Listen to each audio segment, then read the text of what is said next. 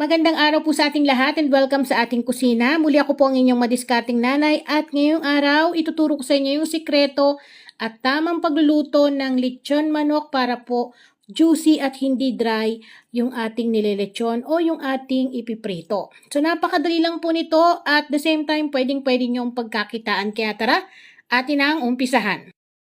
Bale, ang una po natin gagawin ay magbabrine tayo ng ating chicken. So, bakit natin ibabrine? Para makuha natin yung juicy, tender ng ating chicken.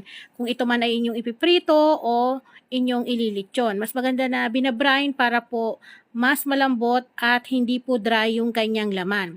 So, bale ito ay 1.9 kilograms or pwede kayong gumamit ng puro hita, puro wings, or puro picho. So, ito yung ating kailangan. Meron tayong 2 tablespoon ng asin at 3 tablespoon ng sugar. Then, gagamit din tayo ng mga spices. Meron tayong 1 and 1/2